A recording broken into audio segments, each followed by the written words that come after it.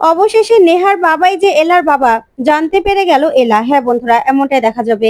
তাই সম্পূর্ণ জানতে ভিডিওটিতে লাইক দিয়ে চ্যানেলটি সাবস্ক্রাইব করে দেখতে থাকুন। গল্পের শুরুতে দেখা যাবে কৌশিকের হাত থেকে বন্দুক সরাতে গিয়ে নিজেই গুলি খেয়ে নেয় মৈনাক। তখনই গোরা এসে মৈনাককে ধরে আর বলে, গোরা, মৈনাক, কি হলো তোর? কি হলো? কেউ অ্যাম্বুলেন্স ডাকো। তখন ঐশী বলে ওঠে, দরকার নেই, অ্যাম্বুলেন্স ডাকার কোনো দরকার নেই, যা হয়েছে একদম ঠিক হয়েছে। যার যার পাপের শাস্তি পেয়েছে। ও তো আর কম অন্যায় করেনি। একটু আগেও আমাদেরকে এই বাড়ি থেকে বের করে দিচ্ছিল। আজকে ওর যে কর্ম, সেই কর্মের ফল পেয়েছে। একদম ঠিক হয়েছে। নিজের মায়ের কথা শুনে সবার ক্ষতি করেছে তো এখন মায়ের হাত থেকেই নিজে গুলি খেলো। ভালো হয়েছে না? মায়ের হাত থেকেই মরতে হবে। তখনই গোরা বলে, মৈনাক, তুই চোখ বন্ধ করিস না, বন্ধ করিস না তুই। তোকে আমি বাঁচাবই। তোর কিচ্ছু হবে না, বিশ্বাস কর, তোর কিচ্ছু হবে না। কৌশিকী আন্টি, এটা আপনি কি করলেন? কি করলেন আপনি? তখন এই বলেই কৌশিকীকে ধমকাতে থাকে গোরা। আর মৈনাককে বলে, মৈনাক, চোখ খোল, তোকে আমি বাঁচাবই। তখন মৈনাক বলে, না রে গোরা, আমি আমার পাপের শাস্তি পেয়েছি। ঠিকই, এলা বলে না, আমার পাপের খরা পূর্ণ হয়ে গেছে। সেই জন্যই দেখ না, আজকে আমি আমার মায়ের হাতে গুলি খেলাম। আমার মা ছোটবেলা থেকেই আমাকে ভুল বুঝিয়ে এসেছে, আমাকে ভুল শিক্ষা দিয়েছে। প্রতিশোধের আগুন জ্বলতো, তোদের আমি কত ক্ষতি করলাম, আর দেখ, সেই তুই আমার জন্য কষ্ট পাচ্ছিস। তখন গোরা বলে, মৈনাক, এই কথা বলিস না, বলিস না এই কথা। তখনই কৌশিকী বলে, আমাকে ক্ষমা করে দে বাবা, তুই আমাকে ক্ষমা করে দে, আমার ভুল হয়ে গেছে। তোর, তুই যে আমার সবকিছু, মৈনাক, তুই আমাকে ছেড়ে যাস না। তোর মাকে তুই ক্ষমা করে দে। আমি যদি তখন তোদের কাছে সব কথা খুলে বলতাম, তাহলে তুই আর গুনগুন আমাকে ঘেন্না করতি। সেই জন্য আমি তোদের কাছে সব কথা খুলে বলতে পারিনি রে। আমাকে তুই ক্ষমা করে দে, ক্ষমা করে দে। তখনই এলা বলে, কি করলেন আপনি এটা? কেন করলেন? আজকে দেখলেন, আপনার জন্য আপনার ছেলেই শেষ হয়ে যাচ্ছে। আজকে সব কিছু হচ্ছে আপনার জন্য। প্লিজ দেখো, অ্যাম্বুলেন্স কোথায়? ওইদিকে কৌশিকী চিৎকার করে কাঁদতে থাকে। মৈনাককে ধরতে গেলে মৈনাক বলে, না, আমাকে তুমি ধরবে না, একদম ধরবে না, আমার কাছ থেকে দূরে সরো। গোরা, এই, ওনাকে আমার কাছ থেকে দূরে সরা। আমাকে যেন উনি একদম স্পর্শ না করে। আজকে ওনার জন্য যা হয়েছে, সব ওনার জন্য হয়েছে। আমাকে উনি সব সময় ভুল বুঝিয়ে এসেছে। প্রতিশোধের আগুনটা সব সময় জ্বলেছে, যে আগুনে আমি পড়ে গেছি। ওনার জন্য একমাত্র শাস্তি হলো উনি এটা মনে করে শেষ হবে, যে ওনার হাতে ওনার ছেলে শেষ হয়েছে। তখনই কৌশিকী কাঁদতে থাকে আর বলে, না মৈনাক, এ কথা বলিস না বাবা। তোকে ছাড়া আমার কি হবে? আমি যে তোদের নিয়ে বাঁচতে চেয়েছি, বিশ্বাস কর। তুই আমাকে ক্ষমা করে দে বাবা, ক্ষমা করে দে। তখন মৈনাক বলে, না, আর এসব কথা তুমি বলো না। তুমি আমার জীবনটা নষ্ট করেছো, আমার বোনের জীবনটা নষ্ট করেছো, আমাকে দিয়ে গোরাদের জীবনও নষ্ট করিয়েছো। গোরা, আমি তোকে হাত জোর করে ক্ষমা চাইছি, তুই আমাকে ক্ষমা করে দে। আমার ভুল হয়ে গেছে, আমি তোদের সঙ্গে অনেক অন্যায় করেছি। তখনই দেখা যাবে আলিয়া কাঁদতে থাকে আর বলে, অ্যাম্বুলেন্স খবর দাও। তখন মৈনাক বলে, না, অ্যাম্বুলেন্সের দরকার নেই, আমি বাঁচতে চাই না। আমি এভাবেই শেষ হয়ে যেতে চাই। এটাই আমার মায়ের শাস্তি। আমার মা সারা জীবন এটাই মনে রাখবে। তখন তো কৌশিকী কি বলবে বুঝতে পারে না। তখন আলিয়া বলে, মৈনাক, প্লিজ এসব কথা বলো না, তোমাকে বাঁচতে হবে, তোমাকে আমি ক্ষমা করে দিয়েছি। তখন মৈনাক বলে, না আলিয়া, আমি তোমার ভালোবাসার যোগ্য না। তুমি না এর থেকে ভালো মানুষ পাবে।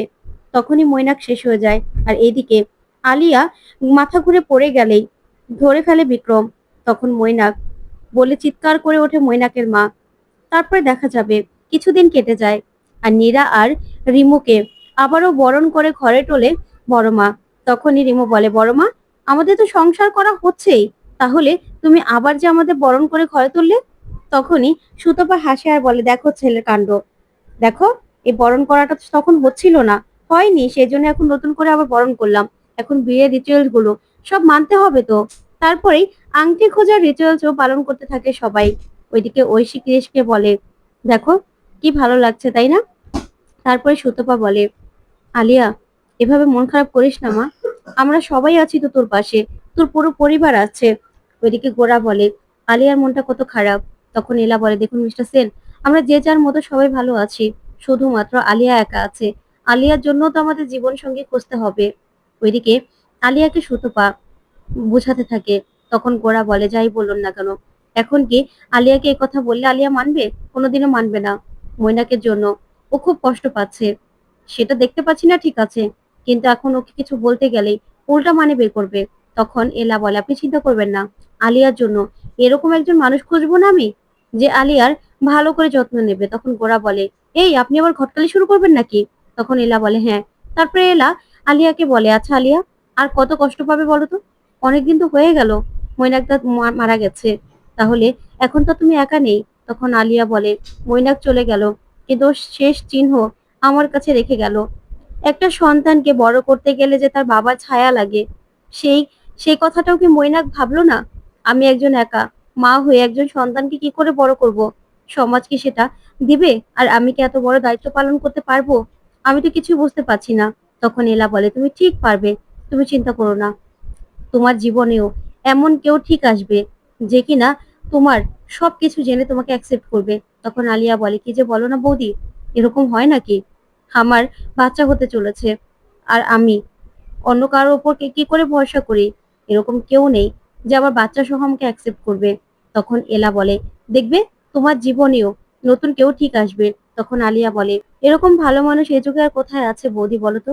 তখনই বিক্রম সেখানে হাজির হয় আর বলে, এলা। তখন এলা বিক্রমকে দেখে খুশি হয় আর বলে, বাবা, বিক্রম স্যার এত কিছু? তখন বিক্রম বলে, হ্যাঁ।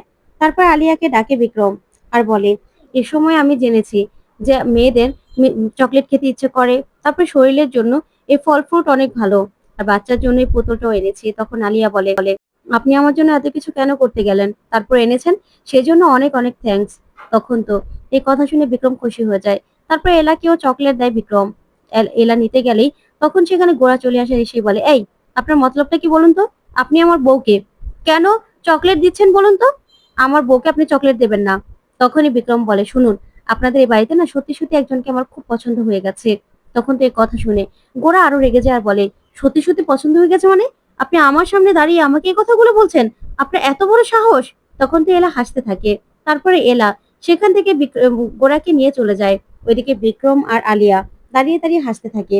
ওইদিকে গোরা বলে, আপনি আমাকে কেন নিয়ে আসলেন বলুন তো? ওই লোকটার এত বড় সাহস যে আমার বউকে চকলেট দেবে, আবার বলবে এবারে একজনকে পছন্দ হয়ে গেছে। তখন এলা বলে, আরে আপনার সঙ্গে মজা করছিল, আপনি কি মজাটাও বুঝবেন না? এই বলে গোরাকে জড়িয়ে ধরে।